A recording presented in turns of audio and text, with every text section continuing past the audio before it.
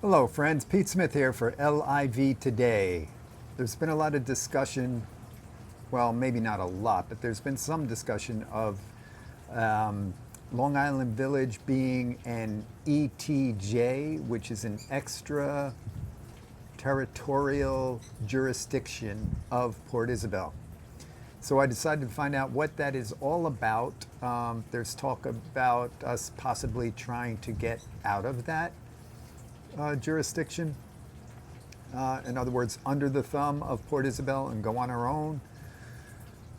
So I figured let me try and find the pros and cons of being an ETJ and how it can help us here in Long Island Village, maybe in ways we don't know, and how it can be a detriment to us here as well. Now we know that the fact that Port Isabel is asking for more tax money for the rentals, the short-term rentals, I believe.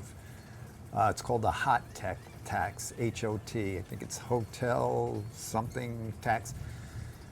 They're asking for that money. And you know, that's one of the detrimental things about being under the in the extraterritorial jurisdiction of Port Isabel, is that they can tax us and we can't vote in their elections for representatives or anything like that. But let me give you some insight into what I found today as far as the pros and cons of being an ETJ of Port Isabel. This is what I figured out so far. The question I asked was, what are the pros and cons of being an ETJ, extraterritorial jurisdiction, specifically for the area of Long Island, Texas, which is an ETJ of Port Isabel, Texas? The answer: potential pros, why some owners like being in an ETJ. First, there's a clear future growth planning context. Cities use ETJs as a buffer area for anticipated development, so you may see a more structured approach to subdivision layouts and infrastructure expectations than you'd otherwise get in some fully unregulated areas. So what does that mean? Future growth. If somebody wanted to build something on Long Island, another landowner maybe next to LIV, that there would be some structure put in place by Port Isabel, some planning must go in there, some rules have to be followed. There can be development, but it needs to be within certain parameters according to Port Isabel. This may be helpful to us as far as how somebody else's development on Long Island could affect Long Island Village. Okay. Another potential pro in favor of being in the ETJ is that you can still be less than full city limits. Many ETJ impacts are about planning, subdivision controls versus the full bundle of ordinance services that come with being inside city limits. So you have some control, but it's not the full package that Port Isabel properties have to follow. So there's a little leeway there. This can be attractive if you want development oversight without the full municipal package. Again, if you want the development oversight, so do we want development oversight, or are we willing to just get rid of any oversight from Port Isabel? Some would say yes, some would say no. Maybe you don't trust the development that's ahead from outside, from another property on Long Island or from Long Island Village itself. If you're a resident here and part of the HOA, Long Island Village, do you trust Long Island Village, the board of directors, the HOA, to do everything that's good for you in the next development project, whether that be a new development of a piece of open land, the little bit that we have left? Are they going to follow the plotting, the platting? I think they call it, the different rules, the subdivision rules, the drainage rules, there's some oversight from Port Isabel in these areas that they must follow. So is that a good thing? It could be. Now the potential one other pro ETJ point is sometimes smoother paths for certain development decisions. If your project aligns well with the city's planned growth assumptions, ETJ rules can be predictable, especially on subdivision/plat type issues.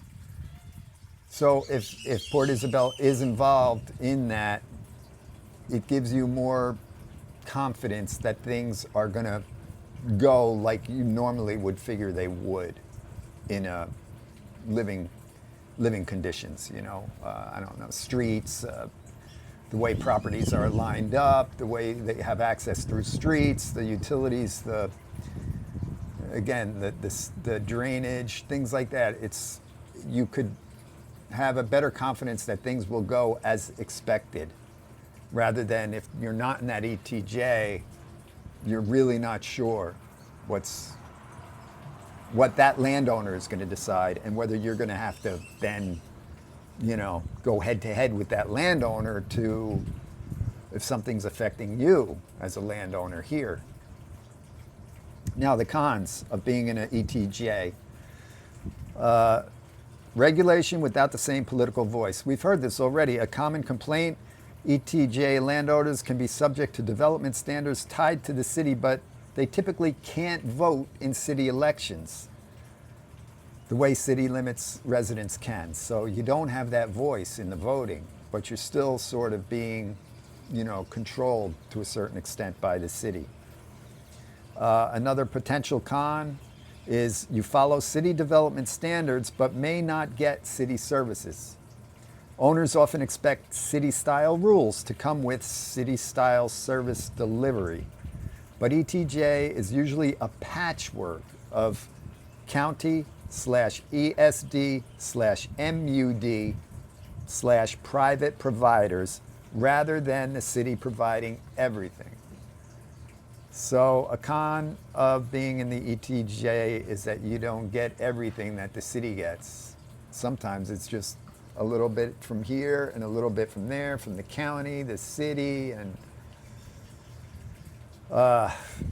another con would be more complexity if you subdivide or develop. ETJ authority is often most relevant for subdivision/platting and related infrastructure rules, which can add steps and timeline risk compared with purely rural permitting. So again, if you're going to subdivide or develop, there's rules over subdivision and platting that come with being in an ETJ. If that's out the window, you're not in the ETJ, well, things might be done a little differently than you might expect. People might take matters into their own hands and do things the way they feel is good and without oversight, until you decide, hey, what you're doing is messing up our property, and then you've got a problem. Let's see, and the last con to being in an ETJ is annexation uncertainty. If the city later annexes the area, that means brings them back in, like say the city of Port Isabel was at some point looking to bring Long Island Village or Long Island back into the city of Port Isabel fully as part of Port Isabel. The regulatory environment and potentially other practical burdens can change. So things might have to be changed to get back into the city. Maybe good, maybe bad, but of course there's going to be change if you decide, well, we're going to be part of this. And I think it's something to think about, guys. Maybe, is this a time to look at maybe going back into Port Isabel? To see what our opportunities might be in that respect? If we were annexed back in, would it help with our swing bridge? Would it help with development going on in Long Island? Make sure things are done a certain way? Could be. I don't know.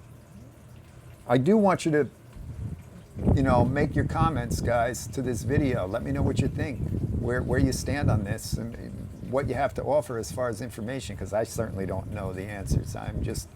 I'm looking this stuff up and finding out for the first time about it and trying to decipher what it says. And I'm not a lawyer, but I played one on TV.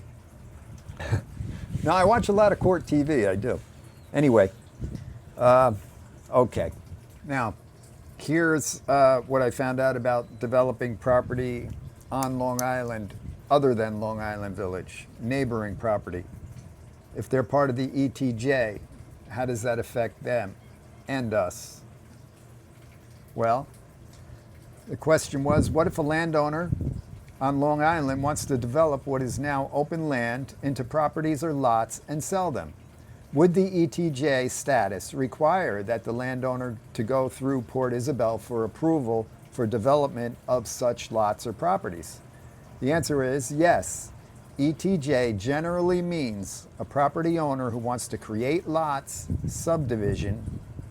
slash subdivision, and sell them would need to go through the applicable ETJ subdivision slash plats process with Port Isabel, parentheses, and or the governing entity specified for ETJ, end of parentheses, not just build and sell informally. In Texas, when land is divided into subdivision lots and or streets, other parts intended to be dedicated to public use, a plat is typically required for the city ETJ process. Texas law gives cities authority to enforce subdivision regulations in their ETJ, parentheses, subject to local city county agreements, end parentheses. What ETJ usually requires, practically, if the owner is turning open land into multiple sellable lots, they typically must prepare the required plat or a city-approved development plat alternative, if the city uses that option. Follow Port Isabel's subdivision rules for things like road access, easements, and drainage / stormwater provisions as part of approval. And then, after subdivision approval, obtain the separate permits for individual homes / buildings through the proper permit authority. So being part of the ETJ can actually protect Long Island Village in a way by keeping control of neighboring properties who want to develop from just developing willy-nilly without following any guidelines, drainage, easements, streets, access, public access, all those things. Being in the ETJ could assist Long Island Village because it would keep Port Isabel with the power to control, to a certain extent, how that land is developed.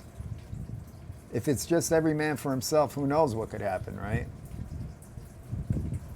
And I know it's easy to say, well, we can sue if this happens, if that happens, we can fight it, but do you really want to go through all that?